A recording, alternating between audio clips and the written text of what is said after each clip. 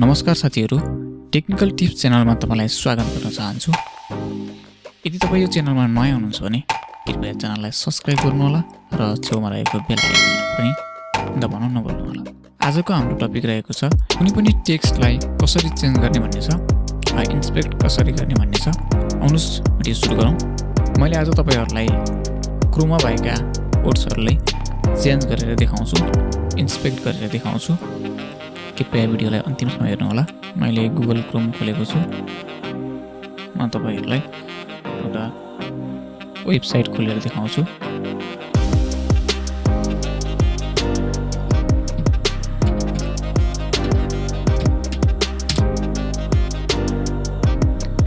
तपाईले यहाँ हेर्न सक्नुहुन्छ TikTok video download without watermark fast all devices.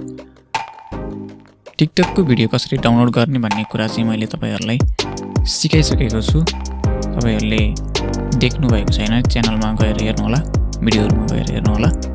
तपाईले त्यहाँ देख्न सक्नुहुन्छ। तपाईहरुलाई म यो टिकटक भिडियो डाउनलोडलाई टेक्निकल टिप्स बनाएर देखाउँछु। यो टेक्स्टहरु रिड ओन्ली हो, तैपनि यसलाई हामीले केही समयको लागि चाहिँ चेन्ज गर्न सक्छौं। अरूलाई देखाउनको लागि, मैले यस्तो गरे भन्नको लागि, अरूलाई ब्रेन गर्नको लागि तपाईहरुले यसलाई प्रयोग गर्न सक्नुहुन्छ। टिकटक भिडियो डाउनलोडलाई मैले सिलेक्ट गरेर राइट क्लिक गरे र इन्सपेक्ट गरे। तपाईले यहाँ देख्न सक्नुहुन्छ यो HTML फर्मेटमा कोडहरु देखाएको छ। यो टिकटक भिडियो डाउनलोडको कोड चाहिँ कहाँनेर छ भनेर यहाँ तपाईले नीलो लाइनले देख्न सक्नुहुन्छ। तपाईले यहाँ देख्न सक्नुहुन्छ यसमा। अब म यसलाई चेन्ज गरेर तपाईलाई देखाउँछु। राइट क्लिक गर्नुस्, त्यसपछि एडिट एज HTML गर्नुस्। त्यसपछि तपाईले टिकटक भिडियो डाउनलोडमा जानुस्। त्यसपछि मैले यसलाई back space गर्दिए।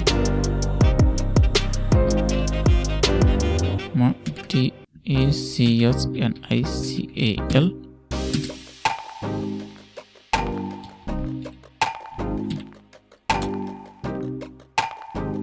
TIPS technical tips देखाउँछु। तपाईले हेर्न सक्नुहुन्छ मैले यतापट्टि बाहिर क्लिक गरेपछि यतापट्टि टेक्निकल टिप्स भएर आएको छ।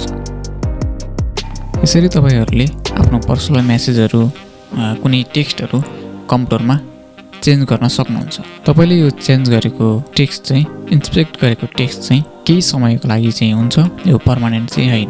तपाईले कम्प्युटरलाई रिफ्रेश नगरेसम्मलाई यसले काम गर्छ। हस् त साथीहरु, आजलाई भिडियो यति नै गरौँ। अर्को भिडियोमा पक्कै पनि भेट्ने छौं। यदि तपाईले यो च्यानललाई अझै पनि सब्स्क्राइब गर्नुभएको छैन भने च्यानललाई सब्स्क्राइब गर्नु होला। हस्, नमस्कार।